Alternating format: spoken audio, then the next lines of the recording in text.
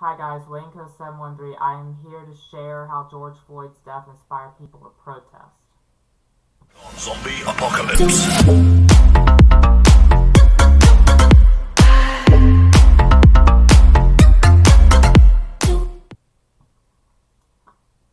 Yeah, so I have 4 things to show you. Actually, yeah, maybe some more. So, you're gonna see an article. This is all for a project I'm doing, but this is also going on my YouTube. So, because I think that this is important for the world. But, yeah, so I have an article that will talk about a protest that happened in Nashville. I have some Black Lives Matter images, George Floyd images, and then I'm going to talk about Darnella Frazier, I want to say is her name. She's the one that recorded the whole thing for George Floyd's death. And then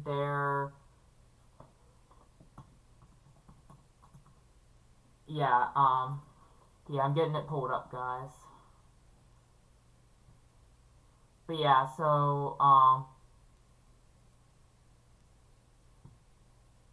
I'm not really going to show any videos because the video is intense, but I'm going to show, like, what it looked like, sort of the thing. Like, I'm not going to show the video because it's intense to watch it, but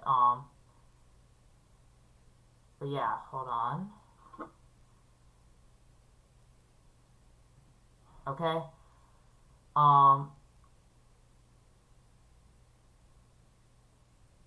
so, let's start. I'm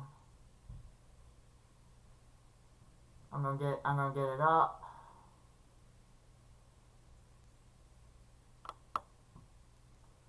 Alright, so, you can't see the whole thing, but the article is called Uniting for Black Lives. So, earlier this year, a man named George Floyd was killed by a police officer in Minnesota. His death has set off a call and change in America, and in some cities, teens are leading the way. So, these are important vocabulary words. I know this is like a school project thing, but this is also, since I thought it was important, that this is going to go on YouTube as well. So, the streets of Nashville, Tennessee filled the people on June 4th. The people held signs that read, "Black Lives Matter." They chanted, "No justice, no peace." With 10,000 people, it was the biggest protest in the city in years, and it was led by 16 girls. There were many other protests this summer. Millions of Americans marched to fight racism. People of all races and ages marched. Emma Rose Smith helped plan it continues on the next page. Helped plan the protest in Nashville. She was 15. We are the next voters. We are the next voters, she told the crowd. Let's make a place that's equal and just for our children. So, if you see here, it says showing up in June, 10,000 people protested against racism and police violence in Nashville, Tennessee. 16 planned the march. Among them were Kennedy Green, that's this person, Emma Rose Smith, that's her, Michaela Smith, or no, I'm looking at the wrong picture, this one. This is Kennedy Green, this is Emma Rose Smith, this is Michaela Smith, this is Jade Fuller, and this is Nia Collins. Anyway. So this next part's called "I Can't Breathe." So the death of George Floyd sparked these protests. He was a black man who lived in Minneapolis, Minnesota.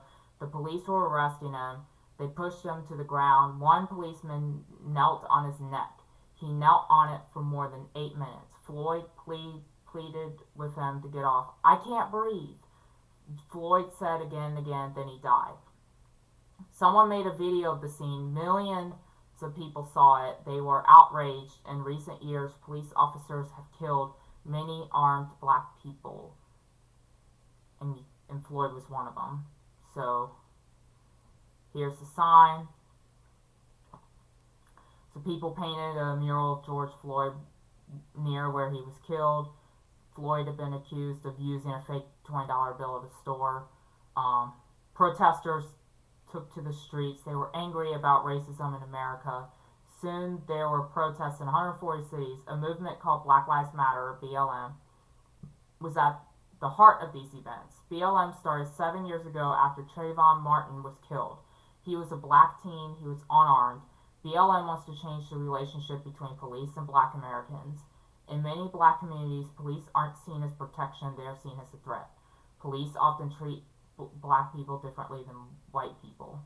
And right here, police violence against black Americans is not a new problem. The sign includes the names of some black men and women who have been killed by police officers in recent years. Alright, police are more likely to use force on black people, and black people are nearly 6 times more likely to go to jail. Okay, asking for more. Lately, many police forces have been pressured to change. They've hired more officers of color. Some officers are trained to handle conflicts in a peaceful way. Many now wear body cameras to record arrests. But BLM protesters want more. They want people to know how racism affects black Americans. For more than 100 years, racist laws and actions have kept black people from having access to good schools and good jobs. The protesters want less money spent on the police. They want more spent on making schools better and communities that need them. They want it spent on creating good jobs in these communities. They want social workers, not police, to handle problems like drug use. Looking to the future, the changes may take time, but polls show that most Americans support the protests. In Nashville, the marchers felt that support. At the state capitol, they lay down. It started to rain, it got wet, but they stayed there for 8 minutes to honor Floyd. It was really powerful, says Smith. Then a rainbow came out. Kennedy Green helped plan the protest. She's 15, she saw the rainbow, then she noticed all the different types of people in the crowd. They gave her hope. The country is divided, she says, but I feel like we showed them what being united looks like. So we're not going to do those. So this is a Scholastic article, if you already noticed. So here is some images of what Black Lives Matter looks like. So my face was covering this one, but yeah, so these are just Google images.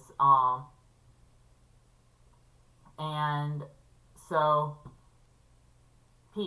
people created All Lives Matter to counter Black Lives Matter. So and that's not right.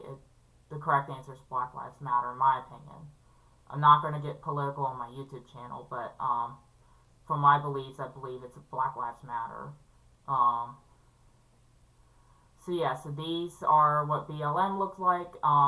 Here's what George Floyd looks like. And then this was what I wanted to show, but I wouldn't show the video. But this is Derek Chauvin. He is leaning on his neck. Yeah, since this is a kid-friendly YouTube channel, I can't really show the video, but that is what he did. It's not right. And then this is the girl that recorded the whole thing and uploaded it and changed the world. So her name is Darnella Frazier. So yeah, and then I've got 2 CNN articles. So I know my face is covering this, but it's I'll zoom in so you can see. A teen with his cell phone number and sheer guts is credited for Derek Chauvin's murder conviction. So if not for Darnella Frazier's quick thinking, Derek Chauvin might still be a Minneapolis police officer. Instead, Chauvin's behind bars, convicted of murder and 1 count of manslaughter after kneeling on George Floyd's neck for more than 9 minutes. So, Frazier's third from right, so I guess right here. She recorded So yeah, she changed the world because she recorded the whole thing, and yeah, she was next to her 9-year-old cousin. So the teen who stood firm, capturing the longest and clearest bystander video of George Floyd's final moments, is overcome with emotion and praise after Chauvin's convictions Tuesday. I cried so hard, and yeah, Frazier posted on Facebook. I was so anxious, but to know guilty on all 3 charges.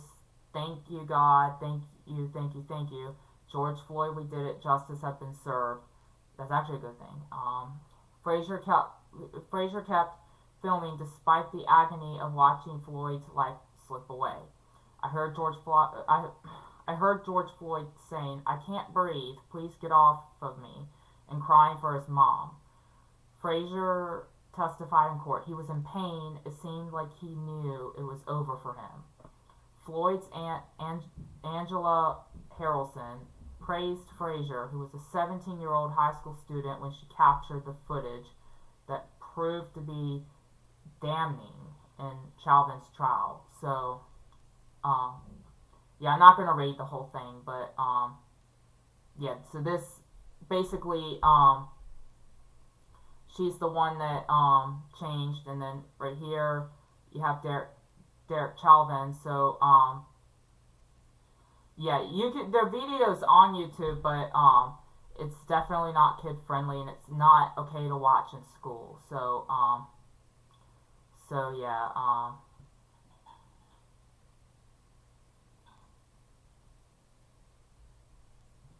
okay, this is nothing, but this is just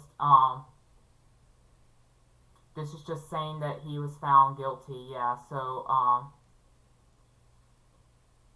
so they were basically excited to, that they got justice for George Floyd. Justice for George, it means freedom for all, Floyd said. The world has sparked and it lit up with a blaze tonight, and it's a celebration, and that's George Floyd's brother, I can't say his name.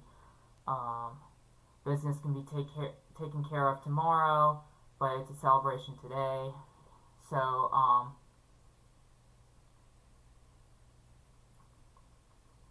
so he's guilty on all charges, so he's definitely being punished for what he did. And I'm talking about Derek Chauvin. They showed a picture of him in this article. Let me see if I can find it. This is what he looks like. That's the one that killed George Floyd. And then right here, this is, yeah, Chris Cuomo.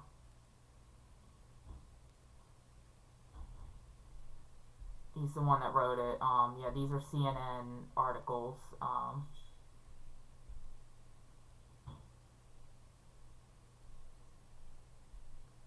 Alright, so I think that